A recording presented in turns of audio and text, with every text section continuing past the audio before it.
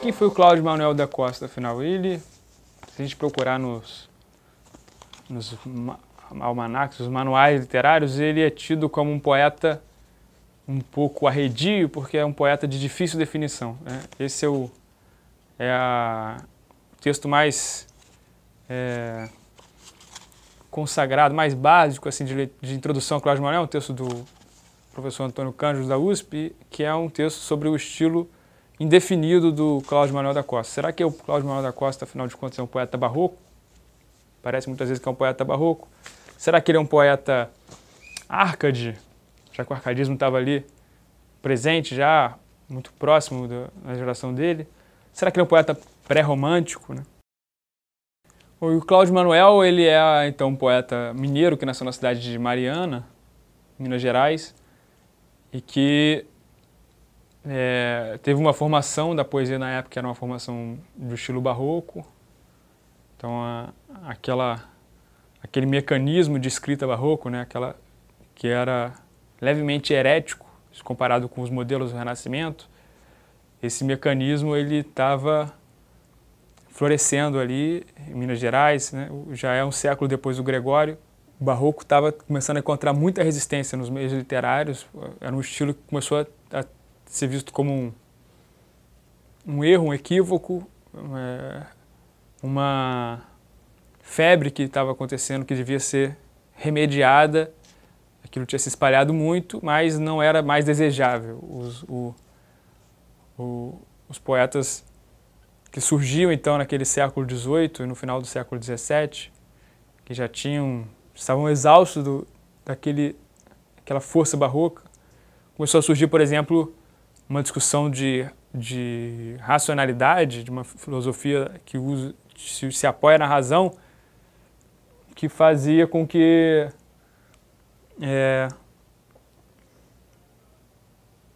você pudesse criar uma civilização sob um pacto de uma ordem que não fosse a ordem religiosa. É a forma do chamado neoclassicismo, né? É a forma do freio do barroco. Eles vão voltar então para aqueles modelos do Renascimento e falar, olha, já está muito diferente disso. Isso aqui que é o bom, essa aqui que é a grande arte. Vamos voltar para isso. Vamos nos voltar para os gregos e para os latinos. A gente está se afastando desses grandes modelos, entrando numa viagem que não sabemos onde vai parar, que é essa viagem tormentosa do barroco. A poética de Aristóteles era uma espécie de bíblia. Um poeta francês, que é um bom exemplo, ele é o Boileau. Ele vai fazer uma tradução tendenciosa do grego. E aí nós teremos um novo e último ponto de inflexão ali do clássico, que é o modelo daquele sentido profundo de tradição, onde o poeta deve sempre pretender emular os seus modelos e nunca colocar marca nenhuma seja de individualidade ou seja do seu próprio tempo ali, tentar fazer algo que seja pretensamente universal, como se diz. Qual é o drama do Cláudio Manuel? Ele vai chegar na Europa, vai ter contato com essas novas ideias, vai ser convencido do valor dessas novas ideias, vai ser convencido de que essa nova forma, esse novo estilo, era um estilo mais rico do que o que havia formado a sua concepção de poesia e o seu trabalho com poesia. Então ele vai escrever um livro chamado Obras, que é o livro dos mais importantes dele, talvez mais importante. e que é muito significativo para nós, vai fazer muito sentido para o nosso curso aqui. Esse livro chama Obras e ele tem um prólogo ao leitor, onde nós vamos entender como ele se justifica e como ele age e trabalha dentro desse movimento, desse espaço tão intervalar, né? Conheço que só entre as delícias do Pindo se podem nutrir aqueles espíritos que desde o berço se destinaram a tratar as musas. O que ele está dizendo aqui? O Pindo é um monte grego, então ele tem uma obsessão com essa coisa do espaço, porque era o natural, ele estava muito vinculado à Europa. Então, quando ele chega em Mariana, ele vê aquele monte de montanhas cujo nome pouco importa para a poesia, porque os grandes poetas sempre trabalharam nos mesmos montes, fizeram referência aos mesmos pontos geográficos. E o ponto geográfico muito conhecido é o Pindo, e ele diz aqui, então, conheço que só entre as delícias do Pindo se podem nutrir aqueles espíritos que desde o berço se destinaram a tratar as musas. Ou seja, se você nasceu com o ímpeto de ser poeta, tem consciência que o Pindo é o monte, é a verdadeira montanha que deve ser o seu tema, a tema do seu trabalho e o lugar que é realmente inspirador para o poeta. Não essas montanhas aqui de Mariana, que é um dos problemas mais importantes da poesia do Cláudio Manuel.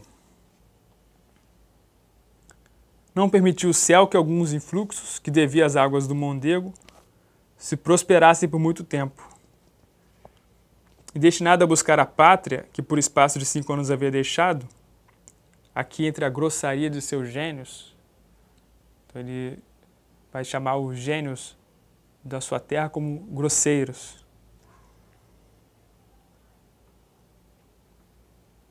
Que menos do que abandonar as fingidas ninfas destes rios e no centro deles adorar a preciosidade daqueles metais. Quais são as ninfas dos rios de Minas Gerais? São as fingidas ninfas, elas não são ninfas autênticas. Turva e feia a corrente destes ribeiros. Olha como ele define, então, os ribeiros da sua terra, de Minas Gerais, turva e feia.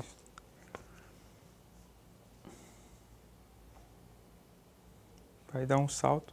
Bem creio que não faltará que censurar nas minhas obras, principalmente nas pastorias. Por que ele está dizendo isso? Ele vai armar, então, o seu prólogo como já um contra-argumento, já é um prólogo defensivo, dizendo: não vai faltar que você censurar na minha poesia. Porque a poesia dele está justamente nesse espaço intervalar, e então ele vai dizer o seguinte: eu sei o que é o bom, né, como ele diz assim, é infelicidade que haja de confessar que vejo e aprovo o melhor, mas sigo o contrário na execução. Ele sabe o que é realmente esse movimento neoclássico que está efervescente na Europa, que tem argumentos sólidos contra o estilo barroco, mas ele continua fazendo aquilo que o formou. Então, uma marca do estilo barroco, por exemplo, é o sublime, uma categoria muito mais ampla e muito mais intensa do que a categoria do estilo simples, do estilo humilde. E isso é um drama para o Cláudio Manuel, porque quando ele entra em contato com esse neoclassicismo, que aqui no Brasil tem uma cara mais parecida, a nossa cara, que seria o nome que foi dado de arcadismo, né, os árcades, ele olha e percebe o valor daquilo, mas ele continua escrevendo no estilo sublime, que é onde ele se sente mais à vontade. Então ele diz que ele sabe o que é melhor, mas infelizmente ele escreve no estilo sublime. Então ele diz assim: contra esta obstinação não há argumento. Mas se você condenar os meus livros, que eu sei que têm o seu valor, se você elogiá-los de todo, você é um indiscreto. Se você condená-lo de todo, você é um invejoso. Então ele tenta aqui armar uma proteção à crítica, né? E agora, para trabalhar essa ideia do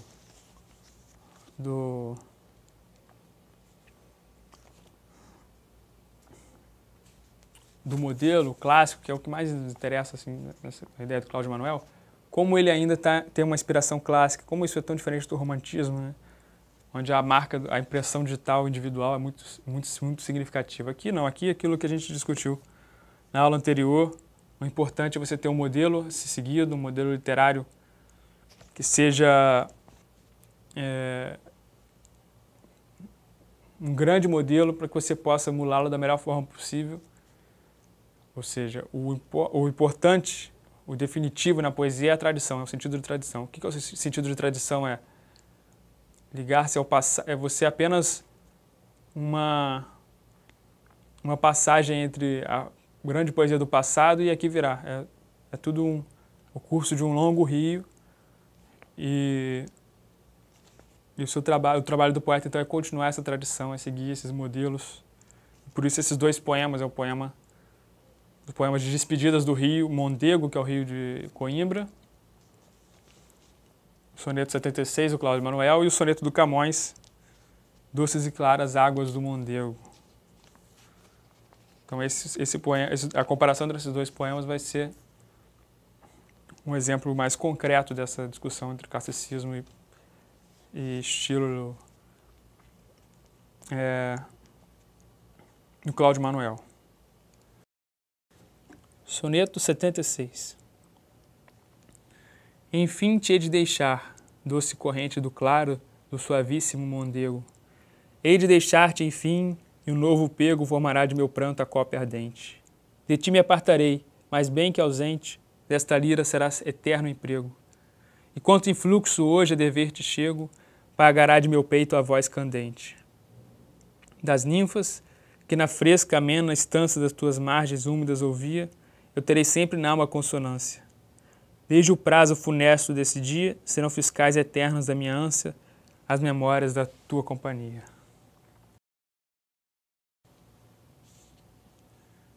O soneto do Camões, Doces e claras águas do Mondego. Doce repouso de minha lembrança, onde a cumprida e pérfida esperança, longo tempo após si, me trouxe cego. De vós me aparto, sim. Porém, não nego que ainda a longa memória que me alcança, me não deixa de vós fazer mudança, mas quanto mais me alongo, mais me achego. Bem poderá a fortuna este instrumento da alma levar por terra nova e estranha, oferecido ao mar remoto, ao vento. Mas alma, que de cá vos acompanha, nas asas do ligeiro pensamento, para vós, águas, voa, e em vós se banha. Então, essa comparação do soneto 76 do Camões, do Cláudio Manuel, é muito interessante, como ele deixa bem claro que ele está seguindo um modelo, né? Se vocês pararam para pensar, o esquema rímico, aquele esquema que a gente conhece como ABBA, né? Porque é corrente, aí ele fala no primeiro verso, termina com corrente, depois mondego, pego, ardente, ou seja, são duas rimas diferentes, os dois versos do meio do miolo do quarteto rimam entre si, e esse esquema então rímico é o mesmo, exatamente o mesmo do Camões, que não era incomum, é um esquema um pouco mais do barroco mesmo. Então, para a época do Cláudio Manuel era comum. Para o Camões era um pouco incomum. Camões usou pouco esse modelo de rimas, mas o Cláudio Manuel ele quis deixar claro, olha, eu estou tirando eu estou amparado no modelo camoniano. Então, esse grande respaldo da tradição quem faz é o Camões, né, nesse poema do Cláudio Manuel. Tem algumas diferenças. O poema do Cláudio Manuel já anuncia que está indo embora, se despedindo desde o primeiro verso. O Camões não, ele começa com uma descrição mais suave, mais plácida, e depois só, no começo do segundo quarteto, que ele diz, de vós me aparto, sim.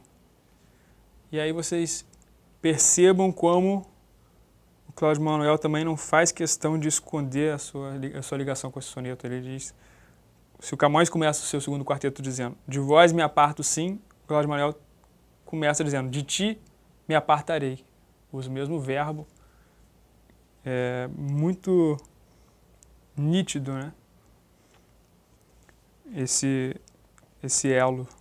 Chegando no ponto emocional dele, ele diz no começo do último terceto, desde o prazo funesto deste dia, como ele tem uma visão de que essa despedida do Mondego é um prazo funesto. A partir do momento que ele se despediu daquele rio, é como se ele tivesse despedido da sua vida, verdadeira vida, e há um prazo, a morte já deu um prazo para ele, agora é como se saindo daquele belo convívio com esse rio de Coimbra, ele estivesse vivendo a sua contagem regressiva para a morte, né? Que é a sensação, realmente, essa sensação muito barroca, a sensação de que tudo está se perdendo, se esvaindo e caminhando em direção a um aniquilamento.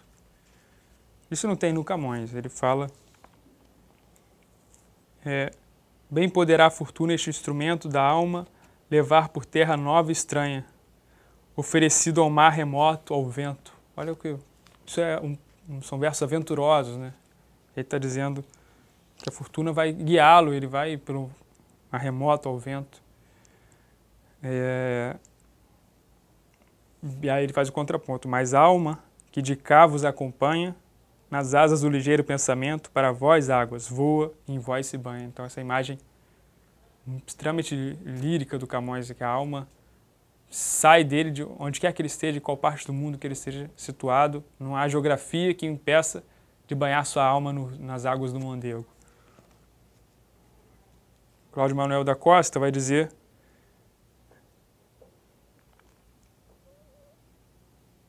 das ninfas que na fresca, amena estância das tuas margens úmidas ouvia, eu terei sempre na alma a consonância. Ele vai dizer que as ninfas do Mondego sempre estarão presentes na alma dele, porque elas são as verdadeiras ninfas, né? Lembra do prólogo, como ele diz, que as ninfas são falsas, as ninfas de Minas Gerais? Mas ele tem um prazo funesto, esse que é a grande marca. Ele diz: desta lira serás eterno emprego, ou seja, independente de para onde eu vá, a minha lira tem um endereço certo, é cantar as águas do Mondego. Então eu vou agora voltar para o meu próprio país, ou seja, para o Brasil, voltar para Minas Gerais, para a minha província, para o lugar onde eu nasci, onde eu cresci, mas aquilo lá não é onde eu me reconheço, aquele lugar não é onde eu me reconheço. A minha poesia não se reconhece naquelas paragens, ela precisa que a lira tenha como referência algo que é digno de ser cantado, né? E o Mondego é digno de ser cantado porque foi cantado por Camões, porque foi cantado por outros poetas anteriores ao Camões. E esse sentimento de tradição, e posteriores ao Camões também, esse sentimento de tradição é o mais importante no classicismo.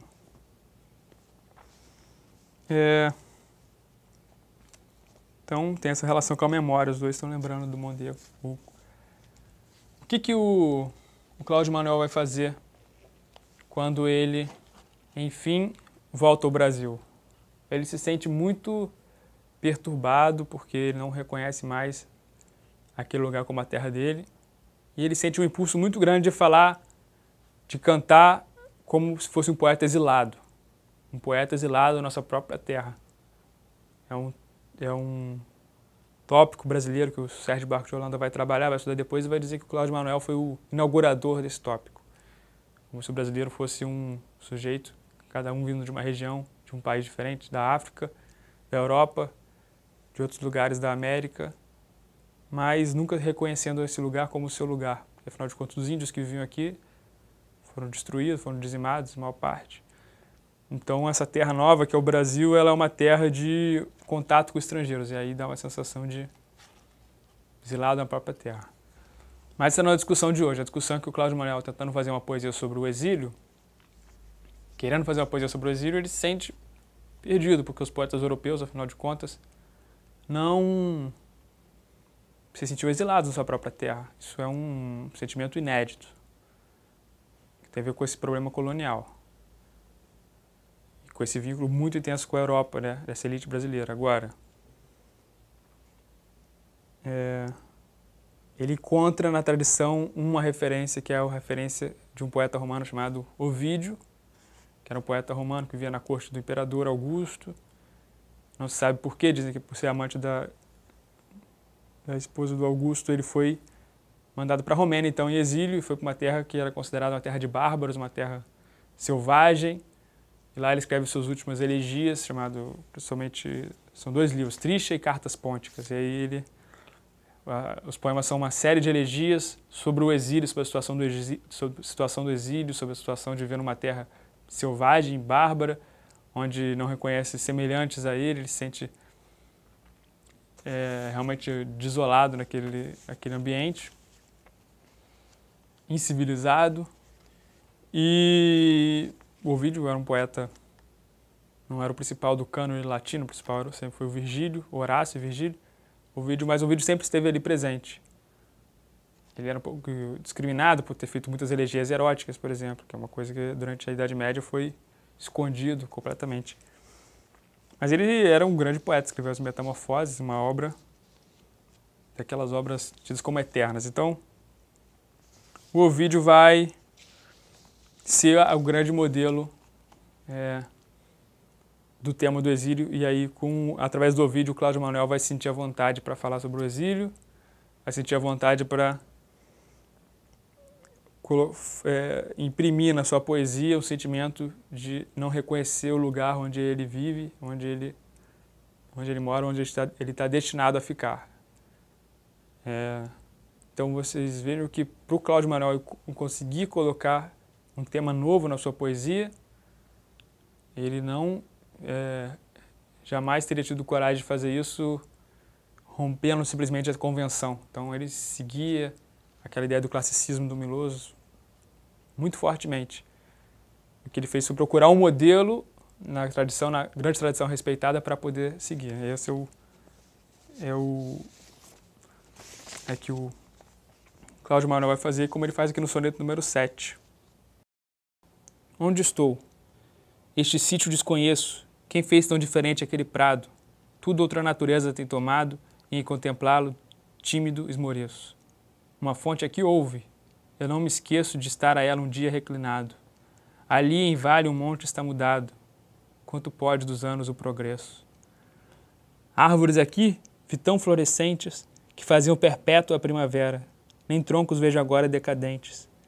Eu me engano, a região esta não era, mas que venho a estranhar se estão presentes meus males com que tudo degenera. Então ele chega de volta a Minas Gerais, a Mariana, e ele faz esse soneto que diz logo de início, uma interrogação: onde estou? Este sítio desconheço.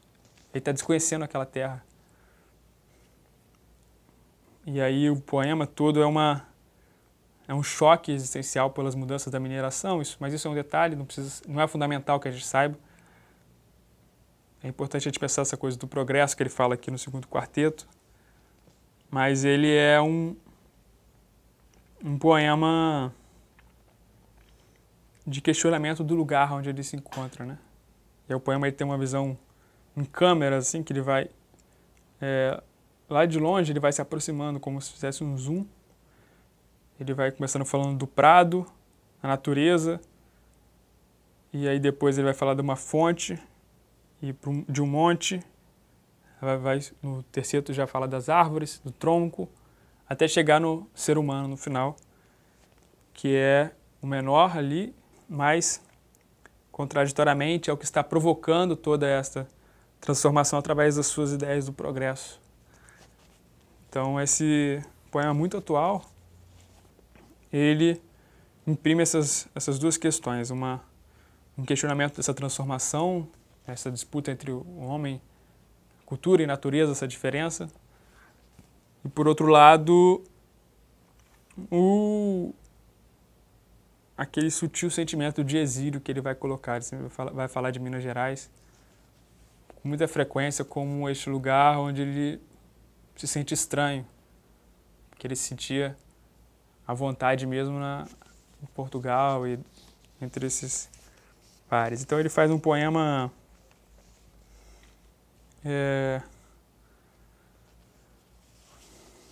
Angustiado, um poema que, quando ele fala meus males, ele está falando de sofrimento de amor, possivelmente, mas é um poema de questionamento do lugar. Eu acho que isso uma singularidade do Cláudio Manuel da Costa, que dentro de um estudo de poesia brasileira, eu acho que é um capítulo importante, porque ele está olhando ao redor e se perguntando o que é esse redor. Então, se a gente vê novamente o texto Classicismo e Realismo, a gente vai compreender como a máquina do classicismo ela era muito forte, ela realmente era determinante para essa estrutura poética toda. Porque se ele fosse realmente falar do sentimento dele de realismo, de olhar aquilo ali, ele estaria completamente sem referência nenhuma, porque tudo era muito novo, tudo era o exílio completo mesmo. Então ele se voltava para a tradição, como tinha de ser, mas com poemas dessa tonalidade, né? Nunca clara, nunca iluminada, sempre com algum sofrimento intenso por trás, assim. Então hoje nós vimos a trajetória, brevemente, do que foi o Cláudio Manuel, o seu contato com as novas ideias, novas correntes literárias que estavam acontecendo na Europa, o conflito interno que isso colocou na poesia dele, porque ele teve uma formação, encontrou outro tipo de discussão quando ele foi passar 5 anos em Coimbra, e como que esse impacto fez com que ele voltasse para Minas Gerais já sem reconhecer o seu lugar, o lugar onde ele vivia, fazendo uma poesia muito própria e ao mesmo tempo muito ligada ao modelo da tradição. Hoje o mais importante é porque nós estamos nos despedindo dos modelos, dos topos modernos, clássicos, para o anúncio do que será a próxima aula, que é o Romantismo, de Álvaro de Azevedo. E então, nós temos que ter sempre em vista o que é o significado do classicismo. Isso vai ajudar muito a entender a poesia da modernidade, que é a poesia que já tomou partido de um outro lado. O classicismo ele já não é hegemônico na modernidade, e o Cláudio Manuel ele é a despedida desse processo dentro do curso.